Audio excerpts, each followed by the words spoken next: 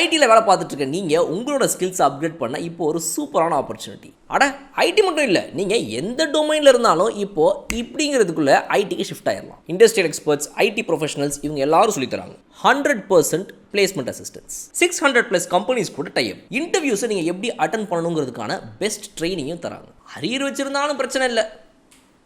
Rajalakshmi Edwards, Chennai. ஸ்க்ரீனில் தெரிகிற இந்த நம்பருக்கு கால் பண்ணுங்க. டீடைல்ஸ் இன் டிஸ்கிரிப்ஷன். எங்கள் பிளேயர்லாம் இந்த மாதிரி மகேந்திர சிங் தோனி மாதிரி ஒரு மனுஷனெல்லாம் பார்த்தது இல்லைங்க. அவங்க இப்போ தான் இந்த மாதிரி ஒரு மிகப்பெரிய பிளேயர்கிட்ட கடைசி 19-20 ஓவரெல்லாம் மாட்டிக்கிட்டு சிக்கி சின்னாபின்னமாகி ப்ராக்டிஸ் பண்ணுறாங்க. அதனால் இவங்களுக்கு கொஞ்சம் இது புதுசாக இருக்குது. அதான் அடி கொஞ்சம் அதிகமாகிடுச்சு. இல்லைன்னு வச்சுக்கோங்க, நாங்கள் ஒரு 160க்கே அவங்கள சுருட்டிருப்போம். நேற்றுக்கு என்ன பண்ணுறது, மகேந்திர சிங் தோனின்ற ஒருத்தர் வந்தால் பவுலரெல்லாம் ப்ரெஷர் ஆகி கன்ஃபியூஸ் ஆகிடுறாங்க. நம்மக்கிட்ட தாண்டா மேட்ச் கையில் இருக்குது, நம்ம தாண்டா இப்போ அப்படின்னு சொன்னாலும் அண்ணே அவர் ஒரு மாதிரி அவரை பார்த்தாலே ஆகுதுண்ணே அப்படின்னு சொல்லி அங்கேயே உச்சா போயிடுறாங்க நம்ம பசங்க. என்ன பண்ணுறது அப்படின்ற மாதிரி பேசிக்கார நம்மளுடைய கேஎல் ராகுல் அதை தான் பார்க்க போகிறோம் இந்த வீடியோ. பாய்ஸ் அண்ட் கேர்ள்ஸ், எப்படி ஃப்ரம் பாலா.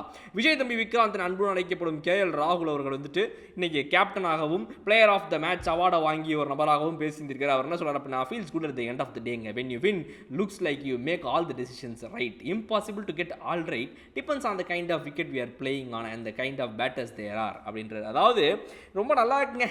கடைசியாக நாள் முடியும் போது அப்பா ஜெயிச்சிட்டோம்டா, அது ஓகேடா, ரைட்டா 2 பாயிண்ட் கிடச்சிருச்சுல, ரைட் ஓகேடா அப்படின்னு அந்த ஒரு சந்தோஷம் இருக்குதுங்க. நீங்கள் ஜெயிக்கும் போது பார்த்தீங்க அப்படின்னா நீங்கள் பண்ண எல்லா டெசிஷனுமே கரெக்ட் மாதிரியே உங்களுக்கு தெரியும். மாப்பிள்ள அங்கே பண்ணோம் பாரு ஒன்று, இது போடுறா அது போடுறான்னு நம்ம எல்லாமே கரெக்டாக படும். ஆனால் எல்லாமே கரெக்டாக நம்மளால் பண்ண முடியுமான்னா அது முடியாது. அது வந்து இம்பாசிபிள், முடியாத ஒன்று.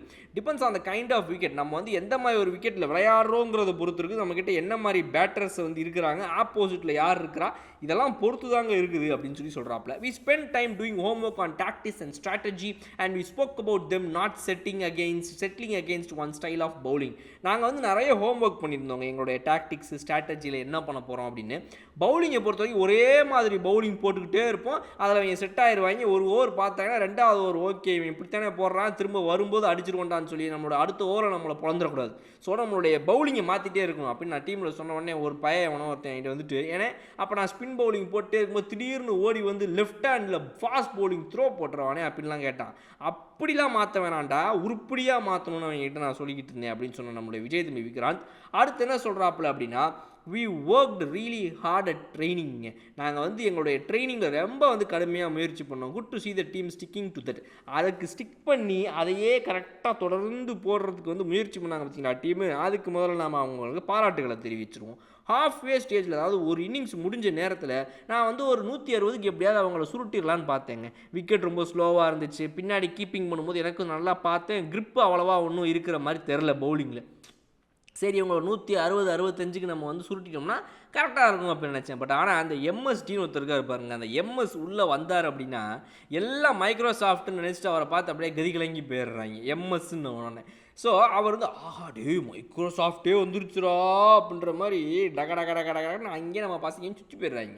So bowlers feel intimidated. டக்குன்னு ஒரு மாதிரி ஏதோ பண்ணுறாங்கன்ற பவுலர்ஸ் இதாகிடுறாங்க. He walks in and bowlers were under pressure. எல்லாம் ப்ரெஷரில் ஆயிடுறாங்க. கடன்னு சொல்லி டென்ஷன் ஆயிடுது. இந்த crowd was really loud. Crowd வேறு சரியான சத்தம். இது ஏற்கனவே அவர் இதுக்கு முன்னாடி பண்ணியிருக்காரு. ஸோ நம்ம வந்து பார்த்தீங்க அப்படின்னா அவர் நல்லா பேட் பண்ணிட்டார்னா அவ்வளோதான். பட் ஆனால் நம்ம எப்படியும் சேஸ் பண்ணிடணும். நம்ம பேட் பண்ணால் நம்ம சேஸ் பண்ணி ஜெயிச்சிடலாம்டா, அதில் எந்த ஒரு பயமும் இல்லைன்ற தைரியம் எங்களுக்கு இருந்துச்சு. அதனால தான் நாங்கள் இன்றைக்கி மேட்ச் ஜெயிக்க முடிஞ்சதுங்க அப்படின்னு சொன்னேன். இவர் அடுத்து என்ன சொல்கிறார் அப்படின்னா, I have been trying to assess the situation and today it came off with Chennai spinner. நாங்கள் வந்து இந்த சிச்சுவேஷனை அசஸ் பண்ணி கரெக்டாக விளையாடணும்னு நினச்சிட்டே இருக்கிறோம். இன்றைக்கி நீங்கள் சென்னை ஸ்பின்னர்ஸ் வச்சு பார்த்தீங்க அப்படின்னா அவங்க சரியான இடத்துல பிரேக் அடிச்சு எங்களை எதுனா வண்டியை நிறுத்தி எங்கள் வண்டியை கோளாறு பண்ணிடணும்னு பார்த்தாங்க. பட் ஆனால் நாங்கள் ஒரு நல்ல ஸ்டார்ட் அதுக்கு தான் ஆரம்பத்தில் எடுத்துட்டோம். மாப்பிள்ள ஒரு நல்ல ஸ்டார்ட்டை பண்ணி விட்டுறணும், கடற்கடனை அதுலேருந்து போயினே இருக்கணும். ஸோ அதுட்டு அந்த ஸ்பின்னருங்க வந்து நம்மளை பிரேக் அடித்தா கூட நம்ம எந்த ஒரு பிரச்சனையிலையும் மாட்டாத மாதிரி இருக்கணும்னு நாங்கள் நினச்சோம். அதே மாதிரி நாங்கள் கொஞ்சம் அட்டாக் பண்ணி இறங்கி வந்து ஆடுறதுல ஆரம்பித்து அந்த முயற்சிகள் எல்லாமே எங்களுக்கு சரியாக இன்றைக்கி வேலைக்கு ஆயிடுச்சு. இல்லைன்னு வச்சுக்கோங்க டர்ரு தான் அப்படின்ற மாதிரி பேசினேன். இவர் when your partnership goes on you can take a few more chances. Partnership நல்லா போயிட்டு இருக்கும்போது போவோம் வா என்ன பண்ணிடுவாங்க அப்படின்னு ஒரு 2-3 சான்ஸ் நமக்கு எடுக்க தோணும் இல்லையா. அந்த மாதிரி விஷயங்கள் நாங்கள் நிறைய பண்ணோம். அதனால் வந்து எல்லாமே எங்களுக்கு ஒர்க் அவுட் ஆச்சு. பட் இந்த க்ரௌடு வந்துட்டு கண்டிப்பாக எங்களுக்கு சப்போர்ட் பண்ண மாட்டாங்கன்னு சத்தியமாக எங்களுக்கு தெரியும். சென்னை தான் சப்போர்ட் பண்ணுவாங்க, தோனியை சப்போர்ட் பண்ணுவாங்க தெரியும். நான் ஏற்கனவே டீம் பசங்க சொல்லி தான் கூப்பிட்டு வந்தேன். டே இங்கே பார்த்துங்கடா தம்பிகளா, உள்ளே போகணும்னு வச்சுக்க, நம்ம ஊர் தானே ஒரே சப்போர்ட்டாகும்னு நினச்சிக்காதீங்க. சப்போர்ட்டாகவும் இருக்காது, சீத்தாப்பழமும் இருக்காது. பூரா பேர் ஒன்றா சேர்ந்துக்கிட்டு தோனின்னு அவரை கத்திக்கிருப்பாங்க, சிஎஸ்சின்னு கத்திக்கிட்டு இருப்பாங்க. இது நம்ம கிரவுண்டா அவங்க கிரவுண்டானே நம்மளை கன்ஃபியூஸ் பண்ணிடுவாங்க. அதனால் வந்துட்டு அதுக்கு மட்டும் தயாராக இருக்குன்னு நம்ம பசங்களை நான் முன்னாடியே சொல்லி தான் கூப்பிட்டு வந்திருந்தேன். அதனால் எந்த ஒரு பயமும் இல்லை, ஓரளவுக்கு நாங்கள் சமாளிச்சிட்டோம். பட் ஆனால் சென்னையை திரும்பவும் 2 நாள் கேப் கழித்து நாங்கள் திரும்பவும் சந்திக்க போகிறோம். அதில் வந்துட்டு அவங்க சந்திக்கிறதுக்கு நான் ரொம்ப ஐ ஆம் வெயிட்டிங் அப்படின்ட்டு போகலாம். நம்மளுடைய KL ராகுல் அவர்கள், நீங்கள் என்ன நினைக்கிறீங்க அவருடைய ஸ்பீச்சை பற்றிங்கிறத கமெண்ட் செக்ஷனில் சொல்லுங்கள். அடுத்த வீடியோலாம் உங்களுக்கு பார்க்குறேன். அது ஒரு உங்களிடமிருந்து விடைபெறுவது உங்கள் பாலா. Okay bye.